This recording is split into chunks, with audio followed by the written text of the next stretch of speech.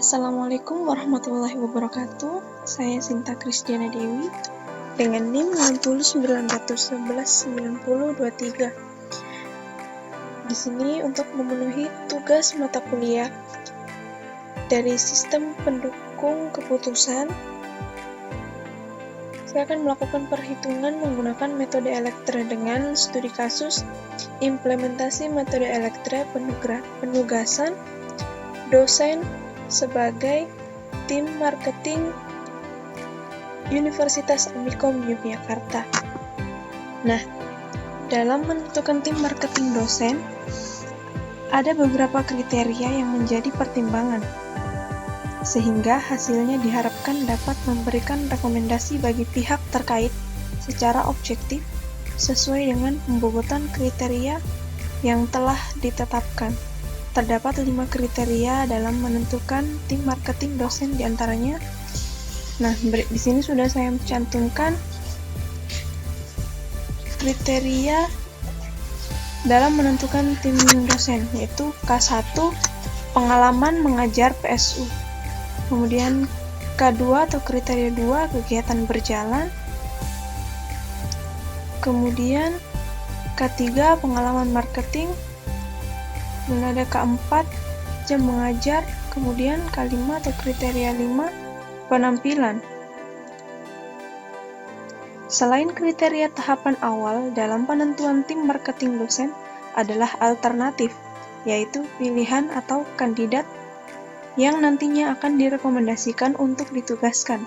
Terdapat 5 contoh alternatif yang digunakan dalam perhitungan ini, diantaranya alternatif yang saya gunakan di sini yaitu D1 sama dengan dosen 1, D2 sama dengan dosen 2, D3 sama dengan dosen 3, D4 sama dengan dosen 4, dan D5 sama dengan dosen 5. Kemudian penentuan bobot preferensi berdasarkan tingkat kepentingan dari masing-masing kriteria dari 1 sampai 5, di mana nilai tertinggi adalah nilai bobot terbaik. Adapun parameter tingkat kepentingan dalam menentukan tim marketing adalah terdapat pada keterangan berikut. Di sini parameter bobot ada bobot parameter 1, 2, 3, 4, dan 5. Kemudian parameternya untuk 1, parameternya sangat tidak penting. Kemudian bobot yang kedua, parameternya tidak penting. Bobot ketiga, parameternya cukup penting. Bobot keempat, parameternya penting. Dan bobot kelima, parameternya sangat penting. Nah, pembobotan kriteria dilakukan untuk menentukan nilai mutlak dari bobot masing-masing kriteria, sehingga dapat diasimilasi dengan mudah ke dalam metode Elektra. Nah, bobot preferensi yang ditetapkan oleh bagian DKUI atau Direktorat Kehumasan dan Urusan Internasional dalam menentukan tim marketing dosen adalah pengalaman mengajar PSU,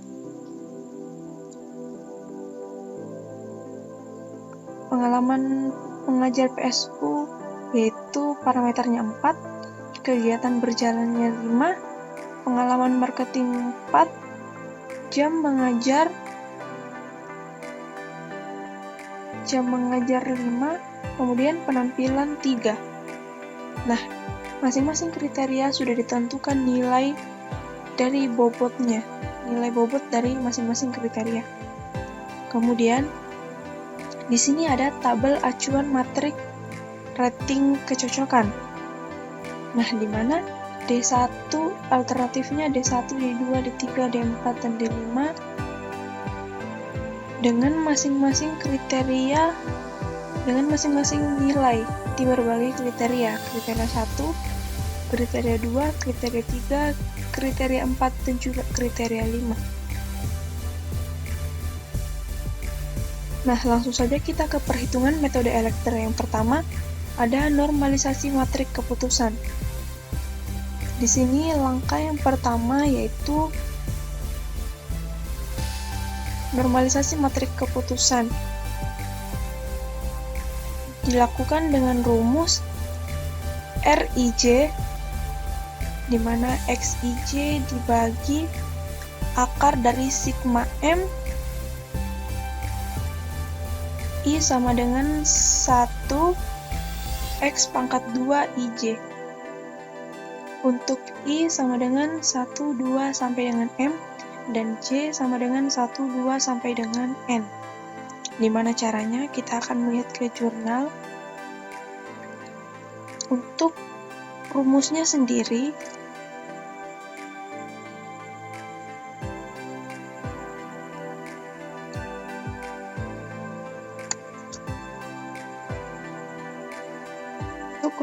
di sini sudah jelas seperti yang tertera. Kemudian untuk cara menentukan hasil dari R-nya, yaitu di sini X1. X1 adalah kolom 1 atau kriteria 1 yang diambil dari masing-masing dosen. Kriteria 1 yang dihitung. Di sini ada 2 pangkat 2 tambah 3 pangkat 2 tambah 2 pangkat 2 tambah 4 pangkat 2 tambah 3 pangkat 2. Sesuai dengan rumus, semua nilai kriteria dipangkatkan 2. Setelah itu ditambah, dan hasil akar dari kolom 1 atau X1 adalah 6,481. Kemudian R11. Kenapa bisa R11? Karena dia merujuk pada kolom 1 baris 1.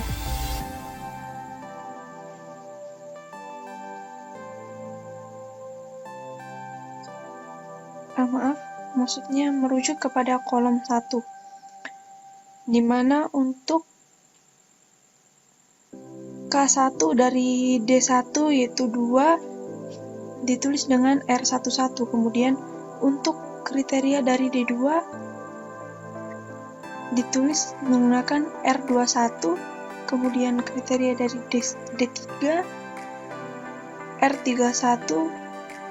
Kemudian kriteria dari D4 R41, dan di sini kriteria dari D5 yaitu R51. Caranya sendiri bisa kita lihat di sini. X11 dibagi X1, yang mana X1 ini adalah 2. Kriteria nilai dari kriteria 1 untuk dosen 1 yaitu 2 dibagi hasil dari X1 sama dengan 0,309. Nah, begitu juga untuk seterusnya caranya menghitung. Nah, selain X1 di sini ada X2 yaitu kolom 2, kriteria 2 dari masing-masing dosen. Nah, ini hasilnya. Kemudian hasil dari perhitungannya dijadikan satu kolom. Seperti ini hasil dari R11 disimpan di sini. Kemudian ini untuk X2, dan di sini untuk X3, di sini untuk X4, dan di sini untuk X5. Nah, selanjutnya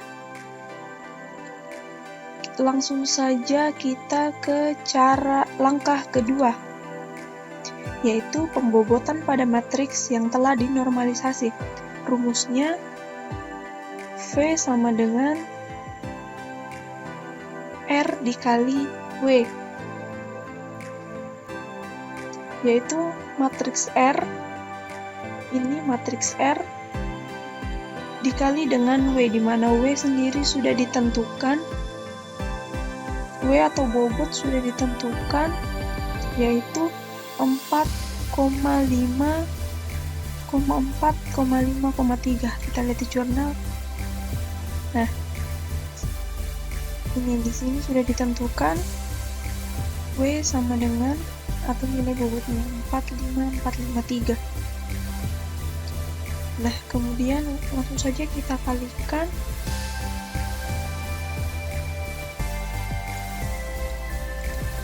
untuk 0,3 0,9 dikali dengan 4.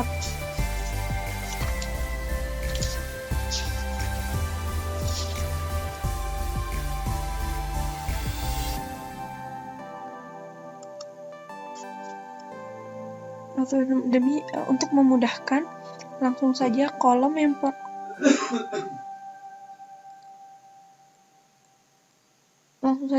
yang pertama dikalikan dengan 4, kemudian kolom yang kedua dikalikan dengan 5, kolom yang ketiga dikalikan dengan 4, kemudian kolom yang kelima lagi, kolom yang keempat dikalikan dengan 5, dan kolom yang kelima dikalikan dengan 3. Nah, maka hasilnya V-nya sudah kita dapatkan di sini, yaitu untuk D1, D2, D3, dan juga D4 dan D5.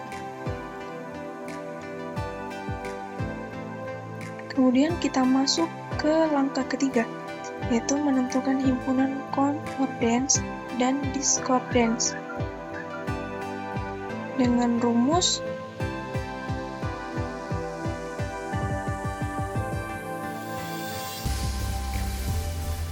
dalam menentukan nilai konsordan dan diskordan, yaitu dengan melakukan perbandingan matriks V pada masing-masing baris dengan menggunakan rumus. Contohnya, baris 1 dengan baris 2. Sini baris 1 dengan baris 2, kemudian baris 1 dengan baris 3, baris 1 dengan baris 4, dan baris 1 dengan baris 5. Rumusnya sendiri CKL atau concordance sama dengan kurung awal JYKJ lebih besar atau sama dengan YLJ, kemudian kurung awal untuk J sama dengan 1, 2, 3 sampai dengan N. Begitu juga untuk discordance. Nah, di sini untuk menentukan hasil concordance index, di mana melihat dari tabel perbandingan, di sini mengikuti rumus yang lebih besar atau sama dengan. Berarti untuk baris ke-1 dan 2, di mana kriteria yang lebih besar atau sama dengan antara baris 1 dengan baris 2. Nah, di sini untuk C12, karena dia baris 1 dan 2, maka keterangannya C12 sama dengan 3 dan 4. Karena di sini untuk baris 1 di kolom ketiga memiliki nilai lebih besar daripada baris kedua di kolom 3. Nah, untuk K4 sendiri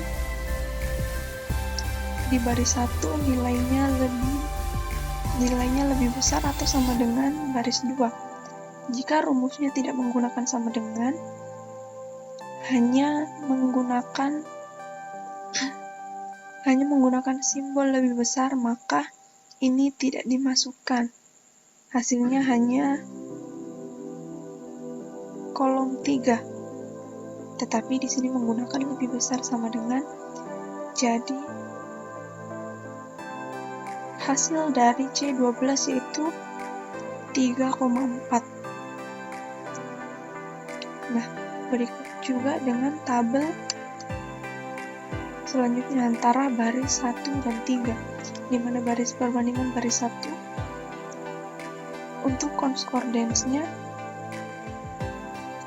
di sini baris 1 kolom 1 nilainya lebih besar atau sama dengan baris 3 kolom 1. Kemudian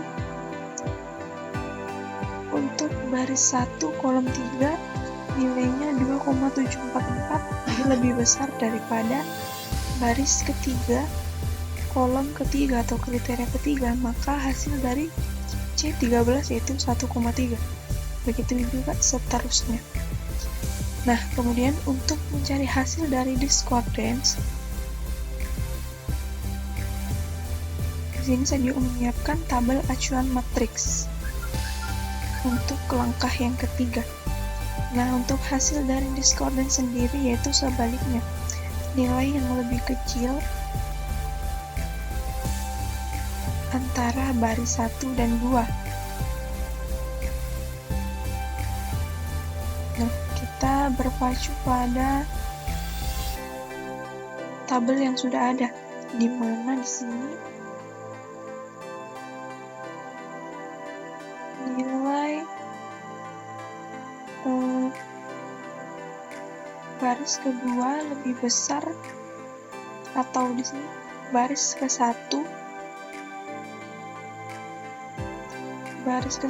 kolom 1 lebih kecil daripada baris kedua kolom 1. Kemudian untuk kolom kedua, baris 1 lebih besar daripada baris 1 lebih kecil daripada baris 2. Kemudian di sini K5, baris 1 lebih kecil daripada baris 2. Maka hasil dari discordance index yaitu dari D12 sama dengan 1, 2, dan juga 5. Nah, begitu juga sampai dengan D54.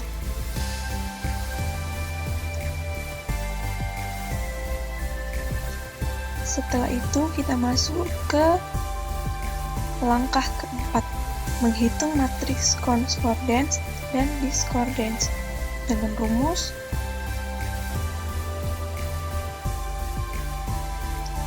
CKL sama dengan sigma J epsilon CKL WJ. Untuk J sama dengan 1, 2, 3 sampai dengan N,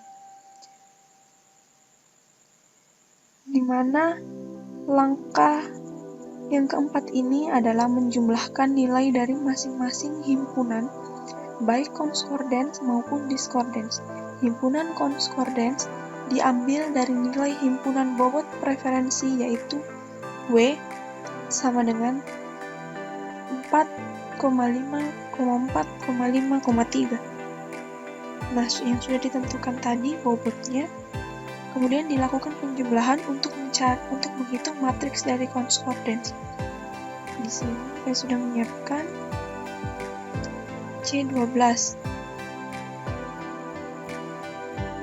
di mana sebelumnya C12 hasil dari concordance indeksnya di langkah ketiga yaitu 3,4.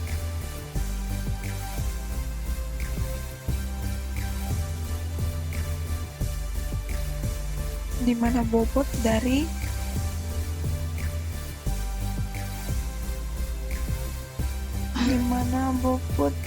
kolom 3 dan juga 4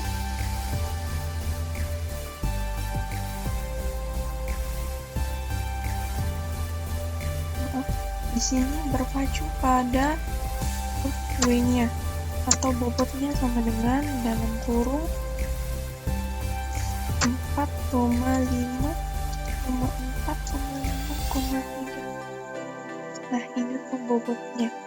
Berarti di sini W3 tambah W4, di mana bobot W3 itu bernilai 4 dan bobot W5 bernilai 5. Berarti 4 tambah 5 hasilnya 9. Kemudian untuk C13, di mana C13 di sini nilainya 1 dan 3. Berarti W1 ditambah W3. Bobot W1 di sini bernilai 4 dan W3 bernilai 4, maka 4 ditambah 4 hasilnya 8.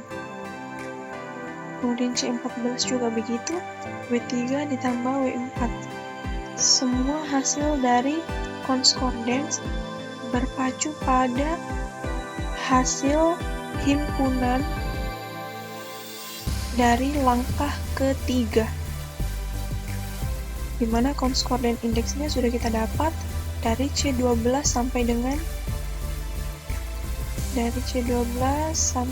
C54. Nah,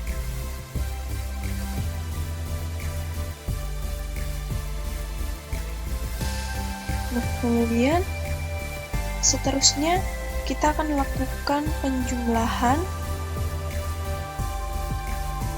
nilai dari masing-masing himpunan.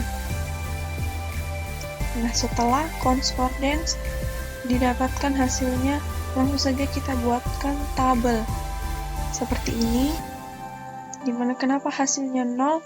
Karena nilai dari C11 tidak ada. Langsung ke C2 di sini, C12, C13, C14, C15 dijadikan satu baris.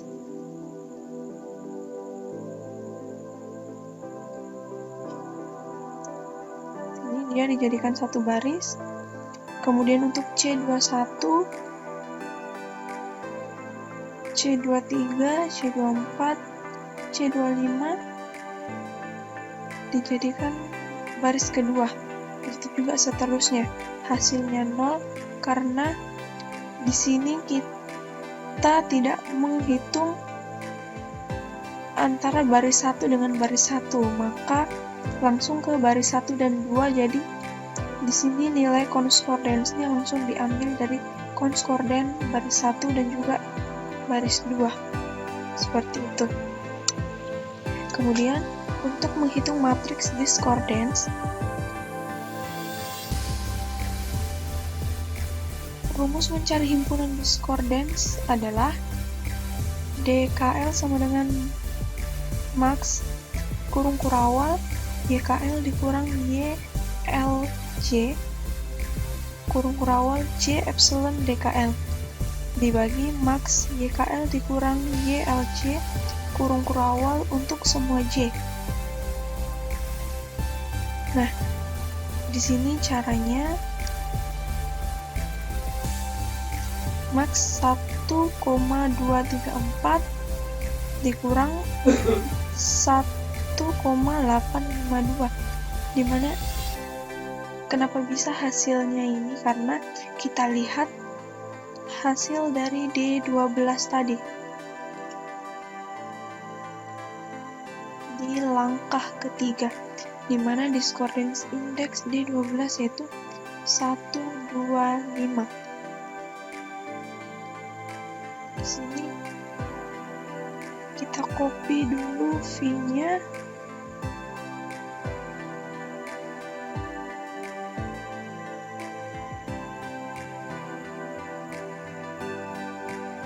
Kita pindahkan ke sini untuk lebih memudahkan. Dimana di sini D12 yaitu 1,2,5. Nah, dimana di sini D1 atau baris 1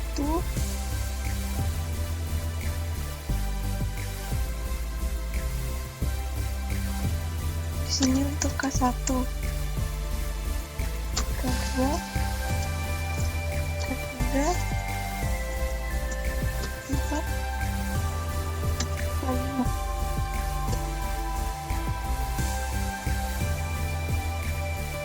Nah, sebelumnya hasil dari diskorden D12 yaitu 1, 2, dan juga 5, maka yang dikurang di sini adalah antara kolom 1 baris 12, kolom 2 baris 12, dan kolom 5 baris 12 antara dosen 1 dan dosen 2.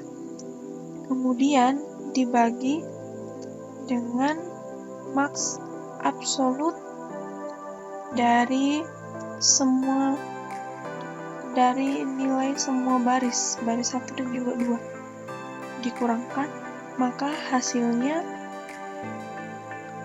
1.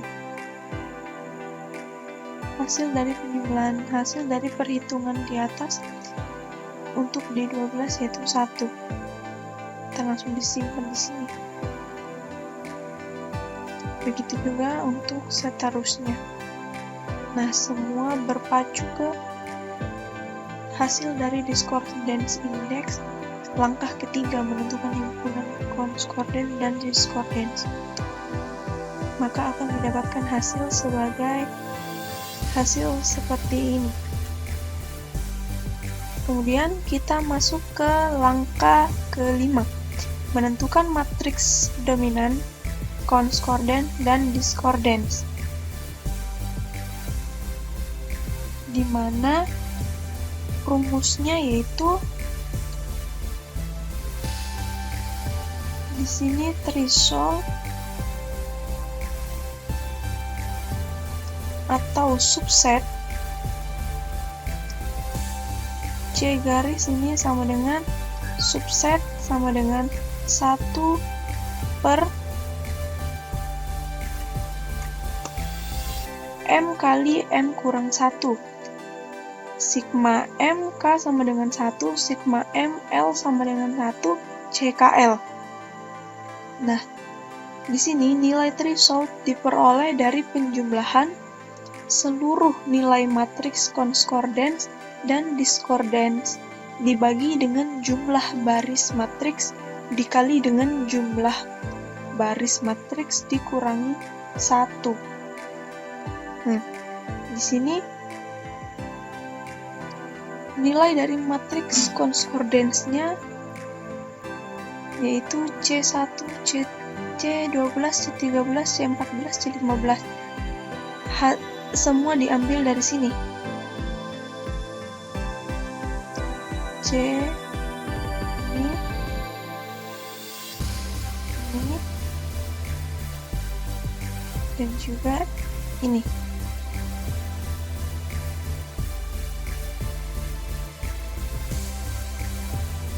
Nah, semua nilai itu dijumlahkan, ditambah, kemudian dibagi.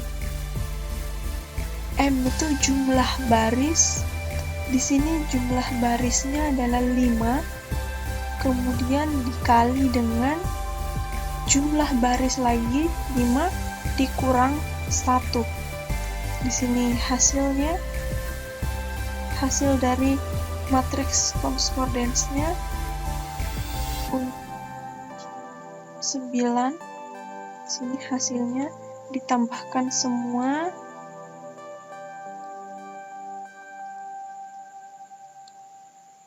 Hasilnya ini semua ditambahkan, lalu dibagi baris kelima dikali baris kelima dikurang 1, maka hasilnya 11,35. Kemudian untuk discordance, matriks dominan dari discordance juga seperti itu. Semua hasil dari matriks discordance ini ditambah, semua hasil ini ditambah, kemudian dibagi baris 5 dikali baris 5 dikurangi 1, di mana subsetnya itu atau hasil dari discordant, matriks dominan discordance-nya 0,803. Nah, langkah yang keenam, menentukan aggregate dominant matrix, yaitu setelah diketahui nilai threshold, ini nilai thresholdnya dari concordant dan discordance, hasilnya adalah ini, di mana FKL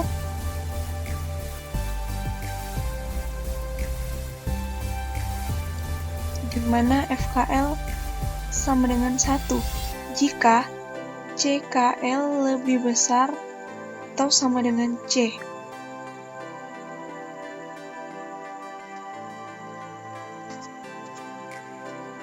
Nah, di sini bagaimana maksudnya? Yaitu jikalau nilai dari matriks concordance ini di langkah keempat lebih besar dari hasil dari subset atau threshold di langkah kelima, maka hasilnya sama dengan 1. Nah, jika hasil dari concordance lebih besar daripada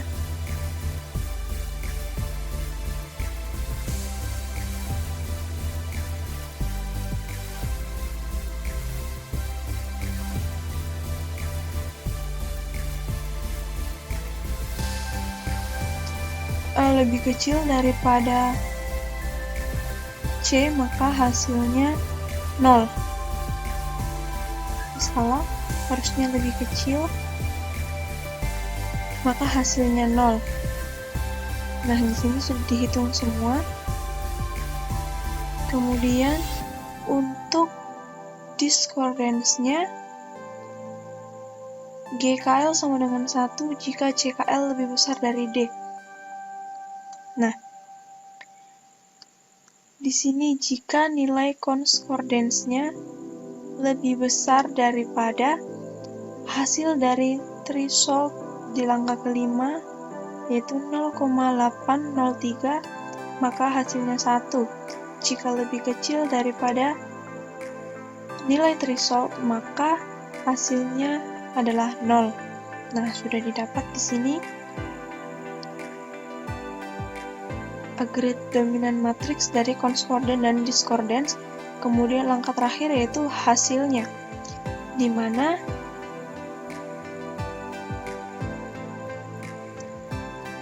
untuk langkah yang keenam, matriks F dan G adalah matriks concordance dan discordance yang sudah dilakukan penyesuaian menggunakan cara-cara seperti di atas ini. Lanjut, untuk cara yang terakhir yaitu hasilnya.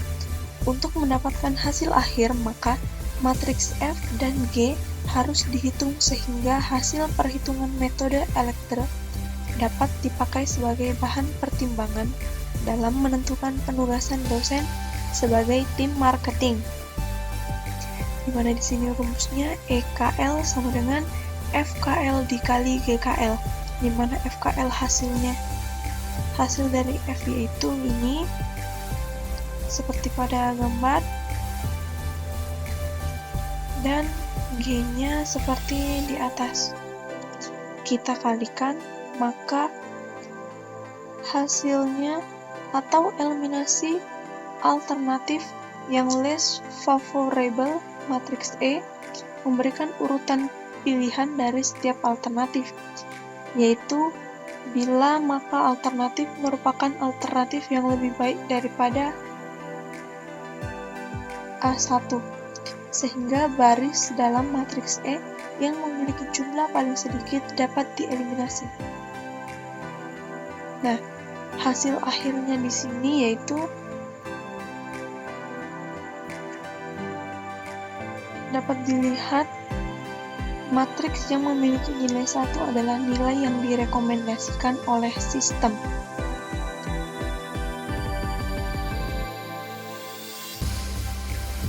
Nah, maka dari itu, dari hasil tersebut yang memiliki kemungkinan terbesar dosen yang akan ditugaskan menjadi tim marketing berdasarkan bobot preferensi kriteria yang sudah ditentukan di awal secara berturut-turut. Dari kemungkinan tertinggi adalah D4. Di sini D4 karena dia memiliki nilai 1 lebih banyak daripada yang lain.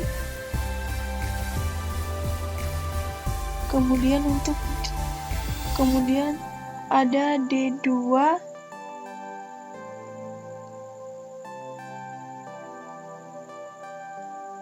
Kemudian di sini ada D2 dan juga D3 yang sama-sama mendapatkan nilai 1.